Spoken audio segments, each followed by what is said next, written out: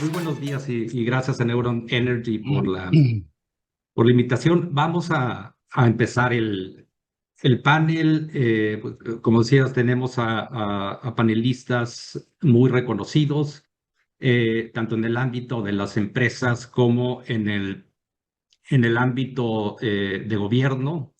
Y la idea es, en primera, plantear pues si estamos o no viviendo una emergencia climática y la importancia que tiene la emergencia climática para las empresas. Eh, entonces, yo pondría dos o tres láminas de contexto de eventos que hemos tenido recientemente y que dan una señal, y lo dejo a criterio de ustedes si estamos viviendo una emergencia o no. Eh, Venimos y estas gráficas muestran la tendencia que han tenido las concentraciones de gases de efecto invernadero. La gráfica de arriba a la izquierda muestra el registro de estas concentraciones, obviamente haciendo una perspectiva desde 10.000 años antes de Cristo hasta la fecha. Y lo que vemos en este salto que hay a partir de 1800 es un incremento exponencial. Se duplicaron estas concentraciones que son las que provocan el cambio climático, y vemos la gráfica de la derecha que se han asociado a el crecimiento de las emisiones de gases de efecto invernadero que empezaron en Europa, siguieron en Estados Unidos y después todas las economías emergentes que tienen una gran contribución. Entonces, lo primero es, pues no hay duda, estas concentraciones de gases de efecto invernadero, principalmente dióxido de carbono, son una realidad y son impulsadas por el desarrollo económico que hemos tenido en los últimos años, sobre todo basado en combustibles fósiles. Las gráficas de abajo muestran lo que pasó en 2023, y en 2023 prácticamente rompimos todos los récords de incremento de temperatura. Esto muestra el mes de febrero, la que está a la izquierda abajo, en donde la temperatura llegó a 1.7 grados de incremento a nivel global. Ha sido el febrero más caliente en toda la historia y también el año más caliente que ha habido en la historia, si sumamos los 12 meses previos. Y luego vemos la de la derecha y son las emisiones de gases de efecto invernadero del 2023, que alcanzan 3.7 mil millones de toneladas. Entonces, hemos roto todos los récords, tanto de incremento de temperatura como de emisiones. Tenemos un acuerdo, que es el Acuerdo de París, en donde nos comprometimos a reducir las emisiones en al menos 2 grados centígrados al final del siglo, pero de preferencia 1.5 grados centígrados, que es lo que nos indican los científicos, es el umbral en el que se deben estabilizar las emisiones de gases de efecto invernadero. Perdón, la temperatura, para que esta temperatura no tenga impactos irreversibles o catastróficos con el sistema climático. Para ello, los mismos científicos nos indican que las emisiones las tendríamos que reducir al menos 45% al 2030 y tener cero emisiones netas al 2050. ¿Cuál es el principal reto? El principal reto es que esto requiere una transformación de toda la economía a nivel global, sobre todo la forma en la que producimos energía, ¿no? El 75% de las emisiones de gases de efecto invernadero se deben a la producción y consumo de energía, y vemos que el transitar hacia una economía de menores emisiones va a representar una gran inversión. ¿Cuánto? Pues se calcula, lo vemos del lado derecho, que van a ser entre 3.5 mil millones y 5.5 mil millones de dólares. Aquí estamos hablando de una tercera parte del Producto Interno Bruto de Estados Unidos, o casi 5 veces el Producto Interno Bruto de México. Entonces, es una de las inversiones más importantes que ha tenido el mundo en la historia. La otra, para entrar al contexto de México, ¿qué implica el cambio climático para México y qué importancia podría tener para las empresas? Lo primero que hay que decir es que somos un país vulnerable al cambio climático. Vemos en la imagen de arriba, del lado derecho, que México estuvo en 2023 entre los países que tuvieron un incremento más elevado de de temperatura, ¿no? Entre los países OCDE y G20, sin duda fuimos el que tuvimos la temperatura, el incremento de temperatura más elevado, de cerca de 3 grados centígrados en promedio. Y si las cosas siguen así, también está calculado, estos son cálculos que hace la UNAM, a partir de 2050 y hasta el final del siglo podría afectar, tener un impacto equivalente al 85% y hasta 5 veces el valor de la economía de México si lo traemos a valor presentemente neto, sobre todo y lo vemos en la gráfica de aquí de la izquierda abajo, sobre todo en los centros, en las ciudades o en los estados que tienen la mayor parte de las concentraciones de población y también la mayor parte de la producción, tanto industrial como agrícola, ¿no? Entonces, México es un país vulnerable, sin duda, y tenemos que ver cómo adaptamos. Desde el punto de vista de oportunidades, ya habíamos mencionado que si le hacemos caso a los científicos y transitamos hacia una economía baja en emisiones o de cero emisiones netas, pues tenemos la mayor oportunidad de inversión, ¿no? Y evidentemente en México, ¿por qué? Porque nos podríamos convertir de entrada, pues tenemos muchas condiciones favorables, somos país con gran potencial en energía renovable, solar sin duda, pero también eólica, hidroeléctrica y hasta geotérmica. Estamos integrados a través de acuerdos comerciales a el mercado de Norteamérica, al mercado de Europa, que van a tener una demanda importante de bienes y servicios enfocados a esta tradición. Entonces tenemos una oportunidad en México sin precedente, tendríamos que establecer las bases para abordarla. Bueno, eso lo pondría como contexto yo para el panel. Sí hay una crisis, pero la crisis no quiere decir que todo es fatalista, tenemos una gran oportunidad. Entonces yo abriría el panel para discusión. Tenemos ahora, si están de acuerdo, la intervención de Leonardo Poblet. ¿Cómo están? Muy buenos días. Gracias, Enrique, por estos datos y esta magnífica introducción que nos acabas de presentar.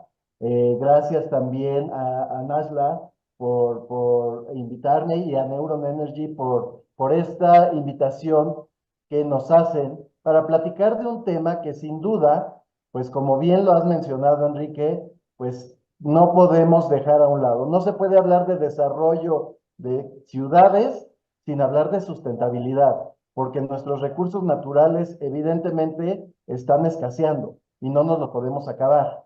Entonces, pues este tema me parece muy interesante y que nos da pues más de un panel, o sea, podríamos estar toda una mañana hablando de los retos ambientales para la Ciudad de México y en general para el mundo, ¿no? Y bueno, pues hablando y entrando directamente a lo que es el panel y los retos ambientales de la Ciudad de México y su situación del agua, quisiera comenzar mencionando que debemos reconocer que la complejidad y la urgencia de los desafíos que estamos enfrentando en este tema no es solamente para la Ciudad de México.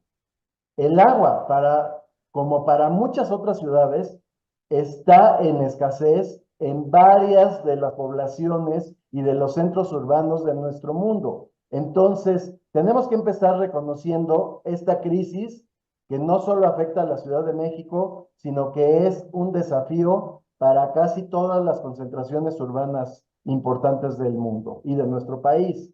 Entonces, a partir de esto, tenemos que empezar a generar conciencia para que tanto la sociedad civil como con todos los demás actores relevantes generemos acciones coordinadas y efectivas para que se, se logre eficientar el uso y se hagan desarrollo de políticas públicas que logremos eficientar el uso de este recurso que sin duda es vital. Tenemos que recordar también, y me parece muy pertinente aclararle a todos nuestros escuchas y a los demás panelistas que la Ciudad de México tiene sus propios mantos acuíferos y que por supuesto esto no implica que esto sea ajena al cambio climático y a los fenómenos medioambientales, al igual que otras metrópolis importantes del mundo. En primer lugar, es importante abordar que para el desarrollo sustentable de la Ciudad de México, Sí. tenemos que hablar de la disponibilidad, la calidad y la distribución equitativa del agua. Es esencial promover la eficiencia en el Sí. uso de este recurso y continuar con la inversión en infraestructuras adecuadas para la captación, tratamiento y distribución, así como fomentar la conciencia ciudadana, que esto me parece muy importante, Enrique, para que se genere la necesidad de conservar este recurso. Además, los retos ambientales en la Ciudad de México son realmente pues multifacéticos y están interconectados, porque abarcan desde la contaminación del aire y del suelo hasta la gestión de residuos y biodiversidad. Tenemos que hacer frente a estos desafíos tomando en cuenta las políticas integrales que se promuevan para la mitigación y adaptación al cambio climático, así como para la transición hacia una economía circular y sostenible. Yo te platico y les platico a todos los que están escuchándonos que desde el Consejo Económico, Social y Ambiental de la Ciudad de México estamos muy conscientes de que este es un tema vital para nuestra ciudad y a partir de esto, junto con nuestros consejeros, este año aprobamos el desarrollo de una investigación para la sustentabilidad hídrica del sistema de aguas de la Ciudad de México.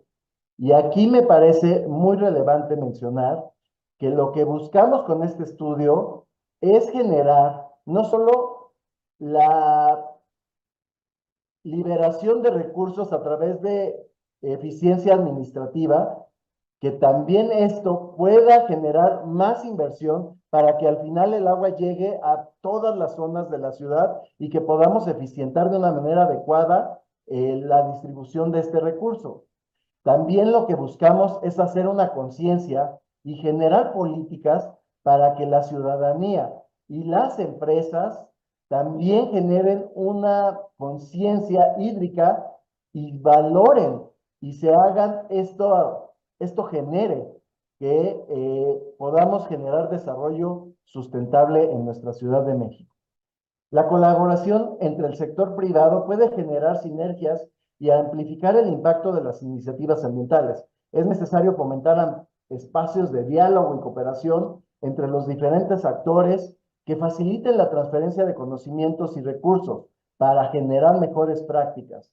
En resumen, les podría decir que tenemos que abordar los retos ambientales en la Ciudad de México para garantizar la sostenibilidad a largo plazo y esto es indispensable para generar acciones colectivas y coordinadas que involucren a todos los sectores de la sociedad.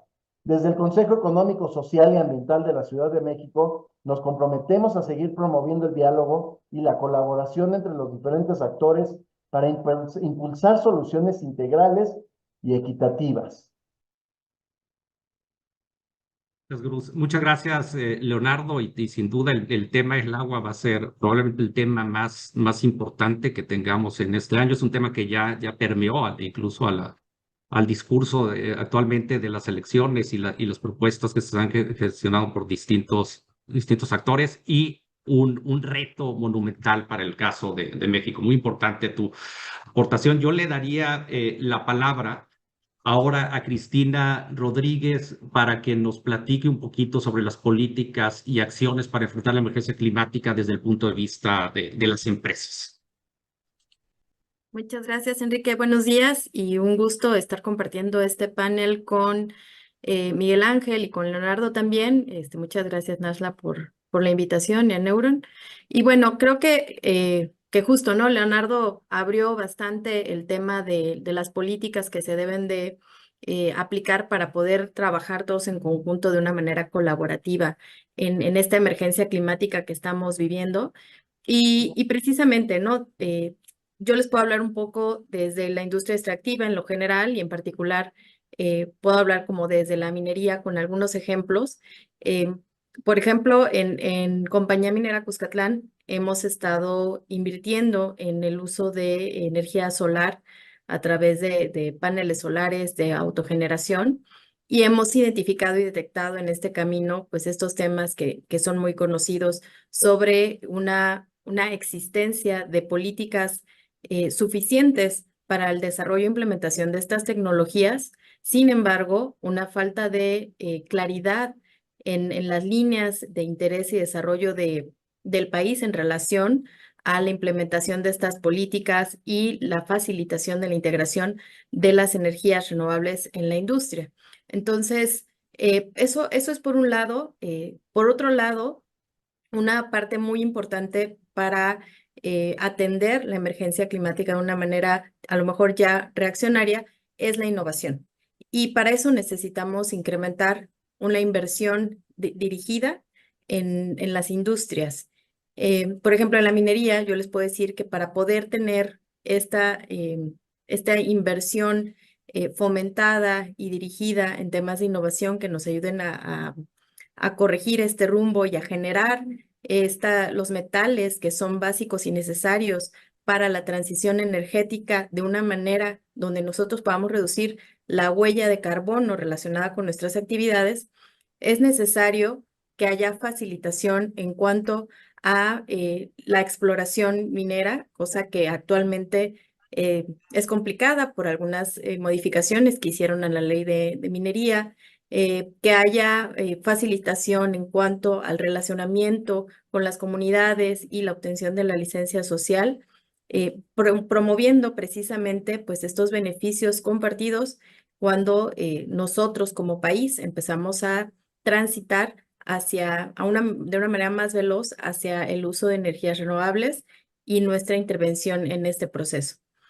Y finalmente, también entender que la parte de las concesiones, el permitir el acceso a a participar en la exploración en otras áreas distintas a las ya conocidas, precisamente porque materiales como el litio, el níquel, el cobalto, el grafito, el cobre, las tierras raras, pues es lo que nos va a habilitar el poder implementar estas nuevas tecnologías que necesitamos en el país. Otra parte importante que no tanto está orientada a las políticas del país únicamente, sino también a estas mejores prácticas y a estas regulaciones que están impulsando a la industria privada, es el tema de la reportabilidad.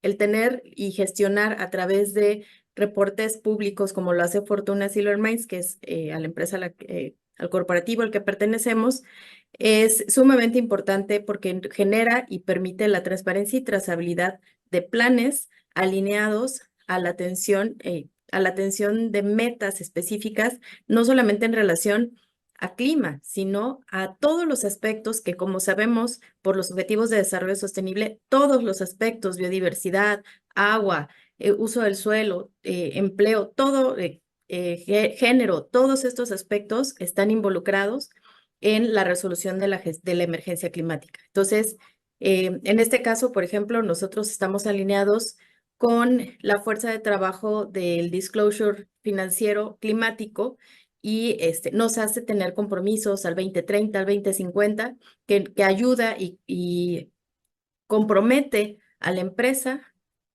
a tomar estas acciones, a generar estos diagnósticos y a generar planes a corto plazo y bajo costo y a mediano y largo plazo y a un costo más elevado. Muchísimas gracias, Cristina. Es súper interesante y de parte rica la presentación. Sin duda, el sector minero va a ser fundamental para apoyar esta transición a una economía baja en carbono por todos los minerales que mencionaste, níquel, cobalto, zinc, en fin, que de los que se hacen la mayor parte de las tecnologías baja en carbono, ¿no? Por lo menos las que están en el sector eléctrico. Y la otra parte que mencionaste es como ya las empresas, y sobre todo muy importante el minero, porque la parte minera pues no siempre ha tenido una muy buena reputación en responsabilidad ambiental, no todas, pero sí ha habido retos retos importantes. Entonces, el hecho de que ya las empresas mineras empiecen a ajustarse a criterios de sostenibilidad, a reportes adicionales a los reportes financieros, pues es importante, ¿no? Para que este sector entre dentro de toda esta tendencia ESG que tenemos ahora. Le voy a dar la palabra a Miguel Ángel Cancino. Miguel Ángel Cancino, pues además de un excelente panelista, fue colega mío en Semarnat en algún Sí. tiempo y después fue procurador de la ambiental en la Ciudad de México. La pregunta, Miguel Ángel, es la misma. Desde tu punto de vista, ¿cuáles son las políticas y acciones para enfrentar la emergencia climática?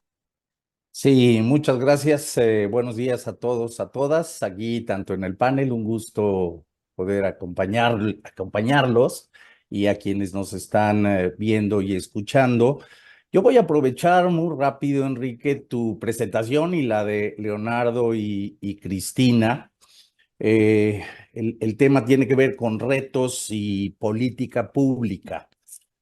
Y hablando de emergencia climática, evidentemente, tú con los datos que nos dabas, pues está muy clara la crisis climática que estamos viviendo a nivel global, acompañada de otras dos crisis, por cierto, crisis económica, crisis sanitaria. Estamos saliendo de una crisis sanitaria y de repente vemos como que seguimos haciendo las cosas como antes. Yo quiero hacer mucho énfasis en eso, en la construcción de una política pública en materia de cambio climático. Debemos tomar en cuenta que estamos saliendo de estas tres crisis, estamos en una época, desde mi punto de vista, en transición, y entonces tenemos que ser capaces de construir pues nuevos paradigmas. No podemos seguir haciendo las cosas como las hacíamos.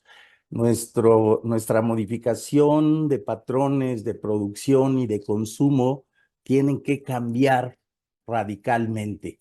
Cuando nos hacen la pregunta en el panel de si estamos a tiempo, yo creo que sí, pero ya estamos muy cortito. Y cuando hablamos en México de identificación de políticas públicas en este y otros temas, yo creo que estamos ya con el tiempo encima. Estas metas que se han planteado, estos compromisos que México planteó en las COPs a partir de los acuerdos de París, el 30% para llegar en disminución de emisiones, pues no sé si lo logremos y llegar al 2050 con emisión cero neutra, tampoco sé si la podamos cumplir. Entonces, lo que sí es muy importante es tomar este contexto en el que estamos hoy y ojalá seamos capaces, porque es un tema no solo de los gobiernos y de los partidos políticos, sino es un tema de la sociedad en su conjunto. Ojalá seamos capaces de construir una política pública para hacer frente a este y otros procesos de deterioro ambiental y de los recursos naturales. Yo, en esta primera intervención, hablando de la construcción de esa política pública, quisiera señalar algunos énfasis que creo de repente se nos pasan por ahí de lado. Uno, la urgencia es evidente, ¿no? O sea, debemos empezar a tomar medidas ya. No podemos seguir postergando decisiones en materia de energías renovables, por ejemplo, de transición energética.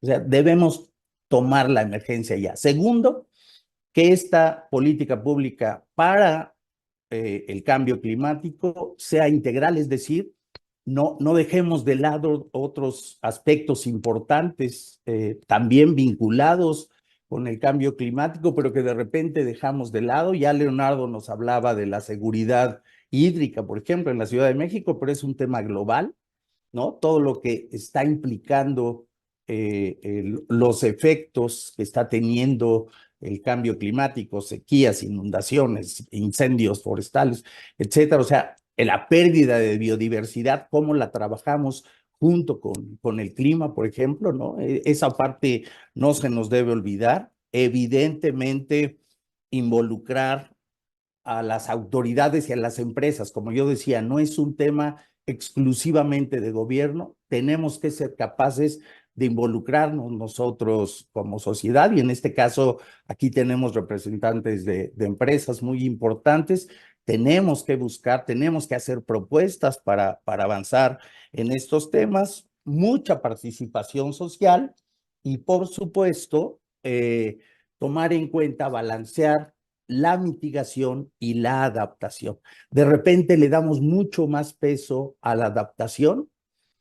México, por ejemplo, decimos, bueno, pues contribuye poquito. Tenemos, si no mal recuerdo, Enrique, máximo el 2%, estamos entre los 10 países emisores, y entonces la mitigación la dejamos un poquito de lado, y yo creo que no. En la segunda parte del bloque hablaremos de la importancia de estar equilibrando medidas de mitigación y medidas de adaptación. Muchas gracias.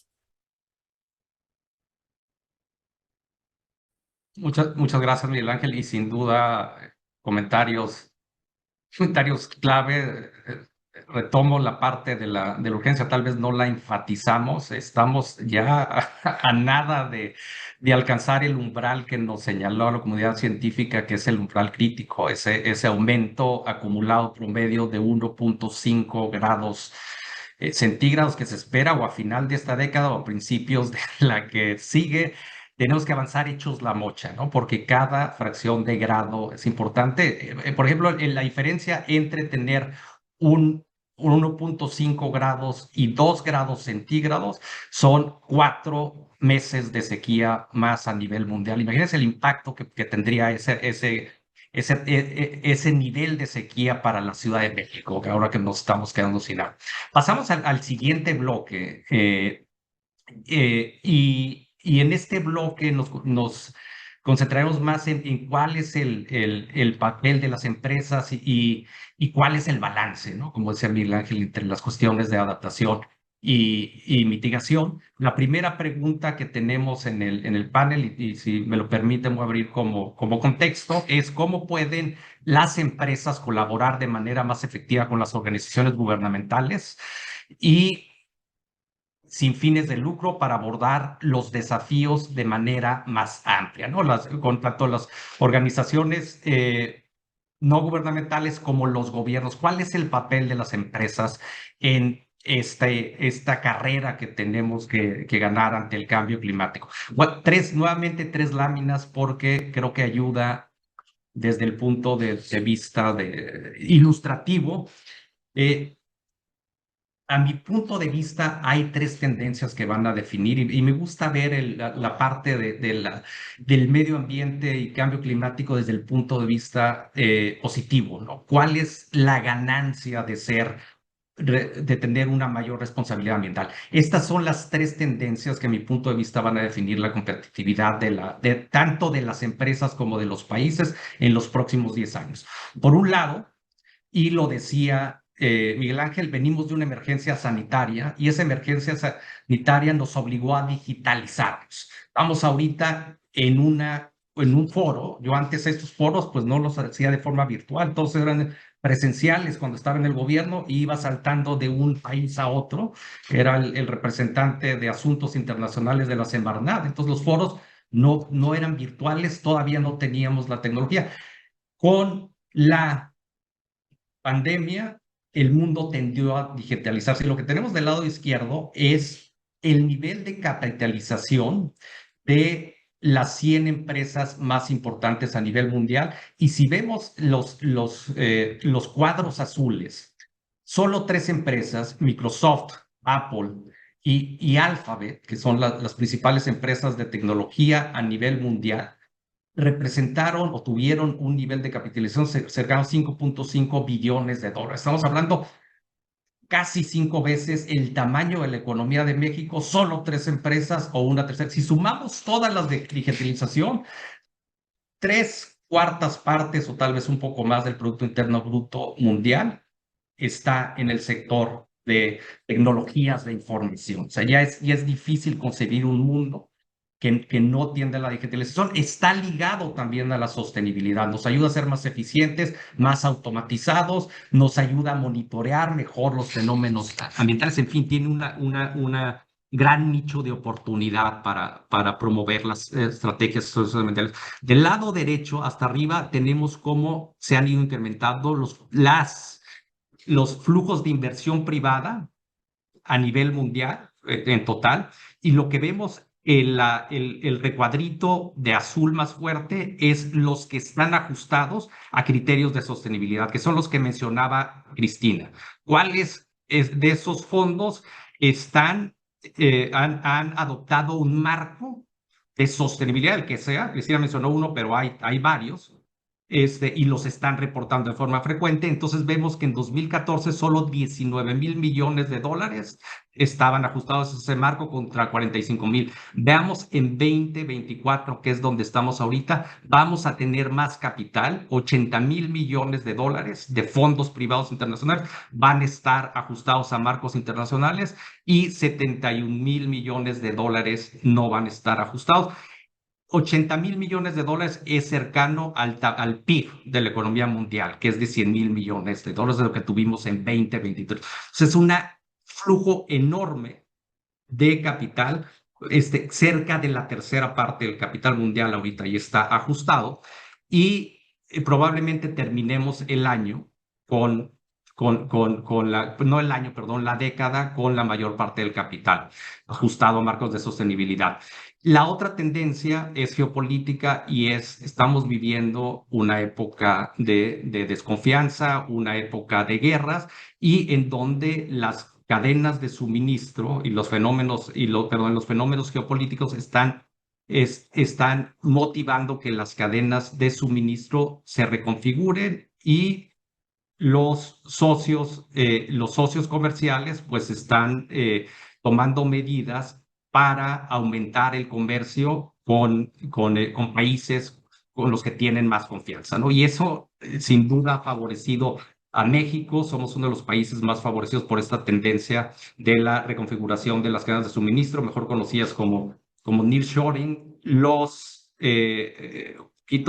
niveles de inversión que van a llegar a México, dependiendo del estudio que veamos, van entre 35,000 y 50,000 millones de dólares al año en inversión nueva. Pero ¿qué es lo que van a invertir esas empresas? Si están ligadas a cadenas de suministro internacional, pues van a invertir en bienes que apoyen esta transición hacia una economía más sostenible, como es el caso de Tesla, que es uno de los mayores anuncios de inversión que se dieron en 2023, y también van a invertir en empresas que, independientemente del bien que produzca, que puede ser lápices, plumas o lo que sea, no necesariamente tiene que ser paneles solares o plantas de tratamiento de agua, turbinas eólicas, lo que produzcan, o el sector minero o materiales, productos mineros como los de la empresa que trabaja Cristina, estén ajustados a marcos de referencia estrictos de sostenibilidad. Entonces, cualquier industria, y cada vez más porque lo vemos en la gráfica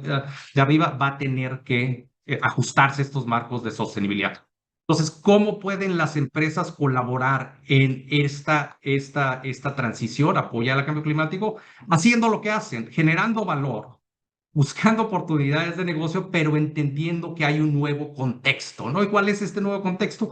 Partíamos de un esquema en donde, y esto lo conoce muy bien Miguel Ángel, donde lo que nos importaba era el cumplimiento ambiental, y pues lo que hacíamos es cumplíamos con normas. Y si vamos más allá de ese cumplimiento ambiental, ya empezamos a entrar al ámbito de la competitividad y adoptamos los marcos, algunos de los que hacía referencia a Cristina, pero hay varios de estos marcos, están tendiendo a integrarse y estandarizarse, ¿no? Homologarse, integrarse y sintetizarse, porque ahorita pueden llegar a ser complejos y generar costos de transacción importantes.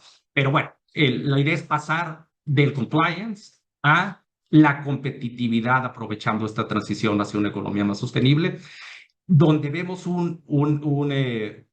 una oportunidad importante, sin duda, es en la innovación y en la tecnología, ¿no? Entonces, si vemos las gráficas de la derecha aquí, Vemos en Estados Unidos cómo ha ido creciendo la inversión en innovación y tecnología. Y tenemos que en 2017 teníamos solo 14,000 millones de dólares en venture capital, en inversiones nuevas, que son las más difíciles en tecnología. Y en 2021 pues ya teníamos 56,000 millones de dólares. En México, pues no es tan importante como en Estados Unidos, pero también vimos que ya para 2023, según el Banco Santander, estábamos en 30, perdón, ahí está muy chiquito, 36,000 millones de dólares.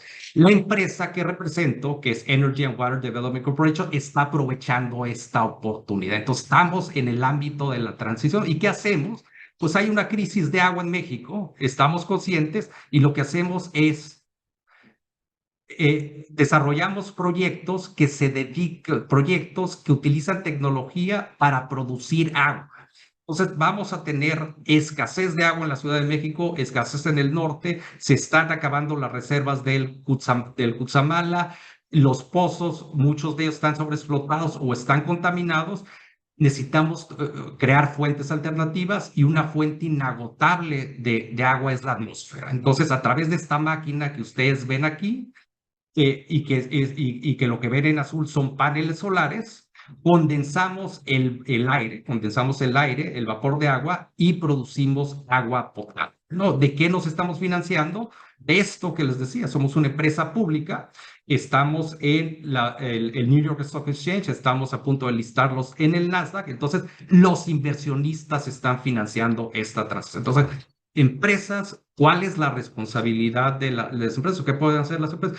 Pues no necesariamente es la filantropía. En esto hay una oportunidad, y hay empresas que ya ya no nada más son los paneles tradicionales o las turbinas eólicas, sino lo que estamos generando ahora es agua, ¿no? Y como el agua, hay cientos de oportunidades que nos pueden ayudar a resolver los retos tanto de mitigación como adaptación a esta transición. Yo me quedo aquí. Le voy a pasar la palabra nuevamente a Leonardo, y le preguntaré a Leonardo cuáles son, ya aterrizando la Ciudad de México, perdón, no, perdón, es la misma pregunta, Leonardo. ¿Cómo ves en el caso de las empresas? Ando aquí, como estoy de moderador y también de panelista, ando cuatrapeado. Pero adelante, Leonardo, a la misma pregunta, ¿cómo crees que las empresas pueden colaborar de manera efectiva, ¿no? En esta transición? Bueno, Enrique, creo que retomando tus palabras y lo que también Cristina nos aportó y Miguel Ángel, que han dado datos muy interesantes, yo te diría que lo principal que tenemos que ver es que tenemos que generar diálogo. Lo primero es que tiene que haber diálogo entre el sector público y el sector privado, porque no se puede hablar de generación de desarrollo y generación de empleos sin que haya una línea de sustentabilidad que promueva las nuevas prácticas para cuidar los recursos naturales. Tenemos que lograr que las empresas produzcan, pero de manera eficiente. Y tenemos que lograr que el gobierno genere políticas para eficientar el uso de nuestros recursos. Entonces, eso sería lo primero que yo te diría. Tenemos que lograr un diálogo permanente y tenemos que entablar estas pláticas para que se puedan generar los negocios. Ahorita decías algo muy importante. México, y en específico la Ciudad de México, por su ubicación geográfica, tiene un área de oportunidad enorme a partir del nearshoring, porque pues con con todos estos acontecimientos geopolíticos, pues nuestro país es muy atractivo para que las empresas se establezcan en nuestro país, generen empleos y generen productos. Pero no podemos dejar a un lado que esto solo va a ser posible si, solo si, se establecen en lugares en donde haya recursos naturales, porque tienen que generar también bienestar alrededor. No pueden acabar con los recursos naturales de los centros urbanos. Entonces, tenemos que lograr que se puedan establecer, y por eso los proyectos como el de Tesla estuvieron sometidos a un gran escrutinio público para ver si realmente era un buen lugar o no, si había los recursos naturales o no para la demanda que una planta como de esta naturaleza se necesita. Y lo mismo ahorita que BYD está planteando que quiere invertir en nuestro país. Todo esto va a ser posible siempre y cuando logremos generar un equilibrio entre el desarrollo y nuestros recursos naturales. Y bueno, las empresas tienen que buscar la responsabilidad social, y no solo para la foto, tienen que fomentar prácticas responsables y transparentes, cumplimiento de la regulación ambiental, pero de una manera en la que realmente se busque generar este equilibrio de nuestros recursos naturales. El desarrollo de alianzas para generar ecosistemas sanos, pues es fundamental. Y yo te diría que a partir de esto también, no solo estamos desde el Consejo Económico, Social y Ambiental, que es un órgano plural en donde están los 5 sectores relevantes de nuestra ciudad y el gobierno de la Ciudad de México. Estamos estableciendo un diálogo permanente a través de estas investigaciones, una para la sustentabilidad hídrica que les comentaba hace un momento, otra para analizar las oportunidades que ofrece nuestra ciudad y la zona centro a partir del nearshoring, y también estamos analizando a través de comisiones pues fenómenos como la migración, como todo lo que está sucediendo alrededor de nuestra ciudad, de la cual no podemos cerrar los ojos y decir, pues esto no pasa en nuestra ciudad. Tenemos que aprovechar todas y cada una de las oportunidades, y eso es de la mano entre el sector público y el sector privado. Muchas gracias, Leonardo. Muchas gracias. Le pediría a mis colegas de Neuron que me regresen el video porque por alguna razón se fue mi cámara de video. Pero bueno, sigamos, vamos a seguir en lo que esto se arregla con Miguel Ángel Cancino. Miguel Ángel, ¿cuáles consideras que son algunas de las tendencias emergentes en el ámbito empresarial que están transformando la manera como abordan los problemas ambientales? Gracias, Enrique. Ahí igualmente retomo parte de lo que tanto tú como Leonardo han comentado. Yo te diría hoy, hay, y desde el sector privado, pues muchos esfuerzos para caminar hacia la sustentabilidad en sus actividades. Sin embargo, en la revisión, por lo menos en este panel de retos y política pública, yo creo que uno de los elementos, y retomo mi comentario, que tenemos que hacer es trabajar conjuntamente entre autoridades y empresarios.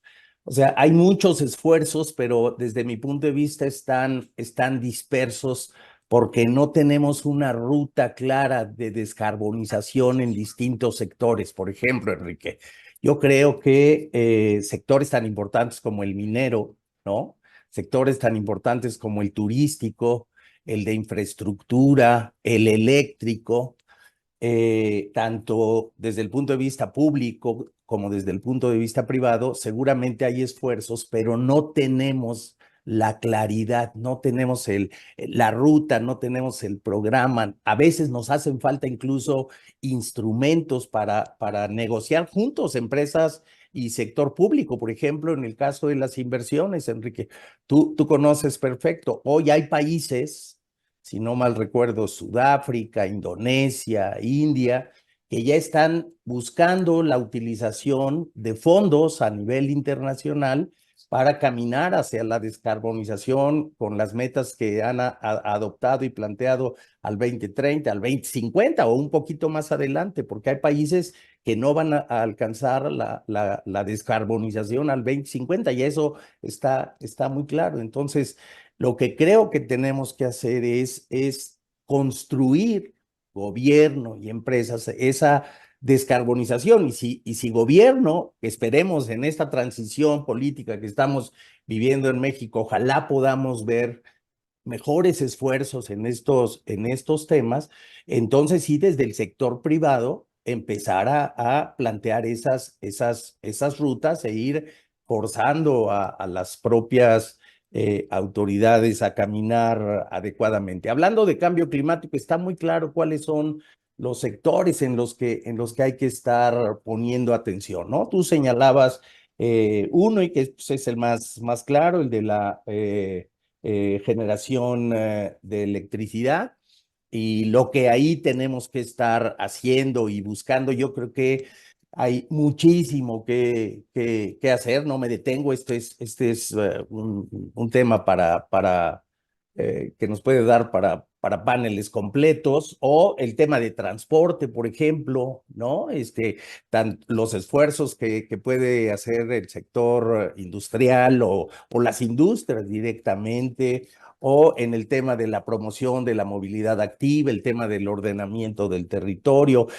Para el sector industrial se han planteado, por ejemplo, pues el tema de la eficiencia energética, la economía circular, el manejo adecuado del agua, en fin.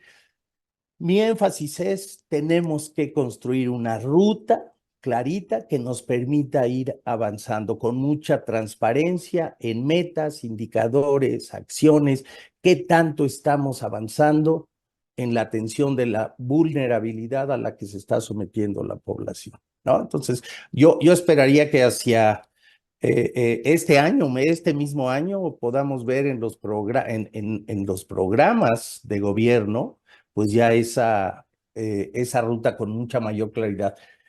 Hay esfuerzos desde la sociedad civil, ¿no? La Iniciativa Climática de México, pues ha hecho muchos planteamientos, y otras organizaciones sobre este tema, ¿no? Yo hasta ahí dejaría, Enrique, por lo pronto. Muchas gracias. No, está totalmente de acuerdo. Creo que es un tema que sin duda es importante. No es lo mismo, lo resumiría, no es lo mismo decir que hacer, ¿no?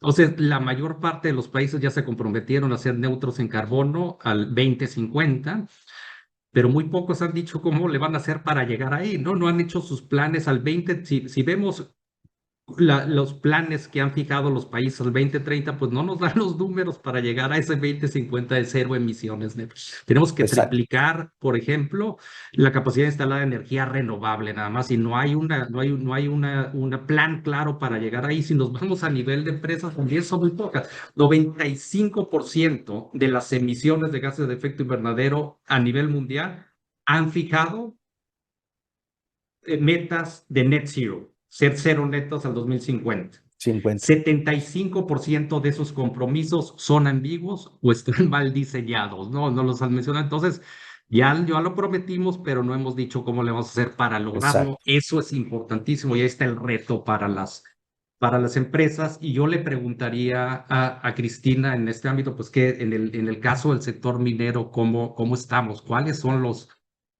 retos que tienen tanto en poder llegar a ese nivel de net zero, si es que lo hubiera, o en fin, cómo está impulsando el sector minero esa transición? ¿Qué importancia tiene el medio ambiente? Pues para eso yo quiero compartirles unos datos que son muy relevantes en esta conversación, que vienen del Balance Nacional de Energía que preparó la Secretaría de Energía en el 2022. Y acá ellos localizan o ubican a la minería dentro de la industria como el sexto consumidor de energía. Eso nos pone en una posición muy importante y con grandes oportunidades por delante. De acuerdo a los datos de la Camimex del mismo año, la minería utiliza 38% de energías limpias, de las cuales 13.9% es cogeneración, 13% es compra a CFE, 7.1% es de energía eólica, 2.1% hidroeléctrica y 1.8% solar. Esto ¿cómo se ve reflejado en la industria, ¿no? Que no solamente es el tema de la adquisición o la incorporación de energías limpias en nuestros sistemas, sino que también está la parte del uso eficiente de la energía inclusive la reducción en el consumo de energía como un indicador de intensidad de nuestros procesos. En el 2021, la industria minera consumió 12.487 gigawatts hora para las empresas de Camimex. En el 2022 fueron 12.200, es decir, hubo una reducción en el consumo de energía del 2.3% para la industria minera. Y esta está dada por la introducción de prácticas más eficientes dentro de los procesos. Hay mucho trabajo por hacer. Nosotros identificamos, por ejemplo, al consumo de energía en Compañía Minera Cuscatlán como uno de los principales costos que tenemos que cubrir en nuestras operaciones. Entonces, cualquier optimización en este tema va a implicar una mayor rentabilidad y creo que esto es parte de lo que trabajamos en conjunto. Por otro lado, hablaba Miguel Ángel sobre la injerencia de la sociedad en la toma de decisiones para poder llegar a estas acciones que realmente mitiguen el tema del cambio climático.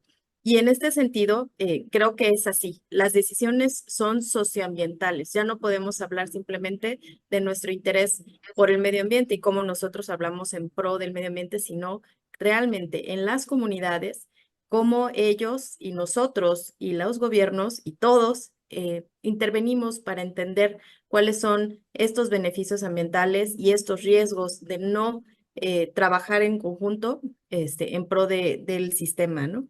Y en este sentido, pues yo les puedo platicar que la empresa, precisamente cuando llega a Oaxaca en el 2011 a iniciar sus operaciones mineras en el municipio de San José del Progreso, decide en conjunto con la comunidad, pues que la mina va a ser subterránea. Esto para disminuir el impacto superficial de las operaciones. Pero no solamente eso, sino también el tema del agua que hemos tratado desde el principio del panel. Simple y sencillamente la condición era, está bien, te puedes instalar, pero no puedes competir por el uso del agua con la comunidad. Entonces la mina decide empezar a operar una planta de tratamiento de aguas residuales en Ocotlán, que es un municipio aquí muy cercano, adquiriendo, digamos, la responsabilidad de hacer que esta planta funcione con sus beneficios, porque no funcionaba anteriormente, entonces con todos los beneficios ambientales en su entorno local inmediato y tomando el agua de ahí para completar el consumo de su proceso. Ahora, eso no es suficiente agua para un proceso minero. ¿Cómo es que mantenemos el agua en nuestros procesos de beneficio? Pues la realidad es que nosotros no tenemos descargas y tenemos un proceso de ciclo cerrado con una alta aprovechamiento del agua, ¿no? Y lo mismo sucede con la energía y lo mismo sucede con la cadena de suministro, donde un gran porcentaje son locales. Y todo esto genera un impacto en temas de cambio climático. Por último, yo quiero cerrar nada más la participación con qué necesitamos para tomar decisiones, costos, infraestructura, acceso a la red, seguridad, confiabilidad, inversiones de capital y ubicación. Cada mina es diferente y está ubicada en posiciones pues normalmente remotas. Y finalmente, la sociedad y su rol en esta emergencia es muy importante. Y no solamente la sociedad, sino también los trabajadores. Recientemente escuché una entrevista a la profesora Alison Taylor, que es escritora de un libro de un artículo que se llama Higher Ground, que hablaba sobre cómo las empresas están cambiando desde adentro por la participación, en temas de sostenibilidad, por la participación de sus trabajadores. Así es que sí tenemos mucha influencia y mucho que hacer para poder lograr nuestras metas. Gracias, Cristina. Y sin duda, no vamos a abundar mucho. La parte social es fundamental. Aquí estamos hablando de sustentabilidad, no de protección ambiental y sustentabilidad. Y la empresa minera, la de ustedes, pues tiene que ser rentable, si no, no va a sobrevivir. Pero además, pues tiene que aplicar criterios ambientales sólidos, porque si no, no vamos a tener recursos para... Pero la aplicación de esos criterios ambientales tienen que medir un impacto social. Entonces, toda esta transición hacia una economía baja en carbono, más ambientalmente responsable, pues tiene que medir los costos y beneficios sociales en en el camino. Nos queda ya muy poquito tiempo y yo les pediría a los compañeros de Neurón dos cosas. Una, que le den cámara a nuestro colega Miguel Ángel, que está tratando de poner cámara para las conclusiones. Y dos, si tenemos un poquito más de tiempo, porque estamos ya en las conclusiones, le voy a pasar la palabra a nuestro compañero Leonardo para que en un minuto y medio máximo nos dé sus comentarios finales. Muchas gracias, Enrique. Pues yo concluiría, y después de escuchar y de ampliar mi participación con la información que dio Cristina y con la de Miguel Ángel, en donde quedó muy claro que no se puede trabajar en la sustentabilidad y el desarrollo de nuestras empresas sin ir de la mano con las instituciones del gobierno, ¿no? En este caso, tenemos que fomentar, porque la Ciudad de México, Buenos Aires, las grandes urbes de América y en general del mundo son desperdiciadoras de agua. Tenemos que generar una conciencia entre la población y los empresarios de que tenemos que cuidarlo. Tenemos que cuidar nuestros recursos, porque solo a partir de esto vamos a generar ciudades sustentables, ¿no? La Ciudad de México y muchas otras del centro de nuestro país y del norte, pues están en una vulnerabilidad, como bien lo decías, Enrique, muy alta, en donde es muy importante que aprendamos a cuidar y que cambiemos los hábitos. Generar políticas de captación de recursos en escuelas, en nuevos reglamentos de construcción para que se aproveche el agua de la lluvia, se generen políticas que fomenten esta transición energética para que a partir de los recursos que tenemos como base podamos transitar hacia las nuevas energías, pero de una manera sostenible, ¿no? Entonces, yo te diría que en el Consejo Económico, Social y Ambiental de la Ciudad de México, pues estamos muy conscientes de estos temas, estamos trabajando de la mano de nuestros consejeros y consideramos que las empresas tienen un papel fundamental para abordar los desafíos globales y participar activamente en las iniciativas multilaterales y los acuerdos para el cambio climático. Sí, gracias, Leonardo. Coincido totalmente. Nuevamente les pido ver si le podemos devolver el video a nuestro colega Miguel Ángel. Y mientras eso pasa, yo le pasaría nuevamente la palabra a Cristina para que nos dé sus conclusiones. En un minuto, Cristina, que ya estamos en tiempo. Claro que sí. Bueno, yo creo que tenemos que enfocar grandes esfuerzos en alinear los objetivos y las políticas de trabajo entre las empresas, el gobierno y la sociedad. Necesariamente tenemos que estar los tres sentados a la mesa para lograr políticas que sí se implementen y que sean efectivas y tengan resultados en temas de cambio climático. Y por otra parte, no lo mencionamos, pero creo que la educación es primordial, ¿no? Hoy en la mañana hablaba con mi hijo de que dejó unas luces prendidas y me decía, mamá, es que sale cara la luz. Y yo le dije, no, mi amor. Lo que pasa es que estamos acelerando el cambio climático y eso no tiene precio y no hay vuelta atrás. Entonces, creo que es un tema al que nunca hay que dejar atrás. La educación, como decía Leonardo, desde cada uno de nosotros, en cada ámbito donde estamos parados. Y bueno, en ese sentido, muchas gracias a Neuron por permitirnos este espacio. Muchísimas gracias, Cristina, y excelentes comentarios. Miguel Ángel, por favor, en un Sí, minuto. 10 segundos, no, anda, simplemente enfatizar, yo creo que todos, todas, tenemos que cambiarnos el chip, tenemos, como dice el doctor Sarucán en sus conferencias, nos tiene que caer el 20, tenemos que modificar 180 grados lo que estamos haciendo, cómo lo estamos haciendo, repensarlo. Mucho más para los tomadores de decisiones. Tenemos que ser más solidarios en la atención de problemas como el cambio climático, pero también tenemos otros problemas. Y nada, ojalá seamos capaces de, en serio, en esta y otras agendas 2030, 2050, cambiar las cosas en beneficio de las futuras generaciones. Y agradecerle también a Neuron y a ustedes. Muchas gracias, Enrique, Cristina y Leonardo, por permitirme compartir el panel. Gracias. Muchísimas gracias, Miguel Ángel, y gusto en verte nuevamente.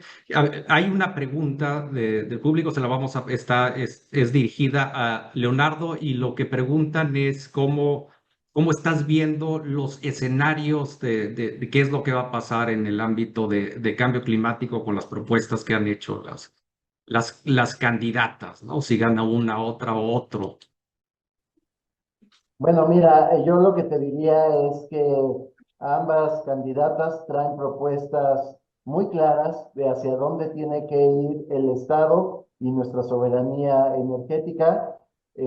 No puedo hablar mucho por la veda electoral y no me puedo mantener específico sobre ninguna de las dos posturas. Yo lo que les diría es que son dos proyectos distintos de nación, el que cada una está representando. Y yo concluiría y lo que le diría al público es que sin duda, en cualquiera de las dos opciones que se elijan, tenemos que hablar de la transición energética de nuestro país, del cuidado de nuestros recursos naturales, y creo que ambas opciones tienen claro que estos son temas fundamentales que no se pueden dejar a un lado, ¿no? Pues sin duda, vamos a ver qué pasa. Ojalá, digo, las decisiones que se tomen sean serias, y sean a la altura, ¿no? Del país que es México por su situación económica, ambiental y en fin. Bueno, con esto concluiríamos el panel. Para mí hay tres aspectos que resaltar de lo que destacaron los panelistas. En primer lugar, creo que coincidimos que sí estamos en una emergencia climática y tenemos que acelerar el paso, sin duda. El llegar a cumplir con los objetivos que nos hemos fijado en el caso de cambio climático para evitar consecuencias irreversibles y catastróficas, depende de una colaboración o de una conjunción de esfuerzos entre gobiernos, empresas y sociedad civil. Hay, no se trata nada más de compromisos y promesas, sino tenemos que fijar rutas concretas de cómo llegar a esos compromisos y a esas metas, pero la transición sin duda representa una oportunidad. No hay una inversión, pero representa una oportunidad. Las empresas pueden ser rentables, los gobiernos pueden impulsar desarrollo económico y desarrollo social. Y lo último que mencionó y resaltó Cristina, pues no es nada más una sola variable, ¿no? No se trata de proteger al medio ambiente, ¿no? Esto lo tenemos que hacer en un ámbito en donde las empresas sean rentables y puedan sobrevivir en los mercados, pero además considerar los impactos sociales, ¿no? Dentro de esta transición, muy importante, los impactos sociales. Entonces, yo agradecería a Neuron Energy y a los panelistas por sus excelentes presentaciones, por sus excelentes comentarios, y simplemente pues despedirnos, agradecer la participación de todos los espectadores en este foro, y nos vemos a la próxima. Mucho gusto en conocerlos.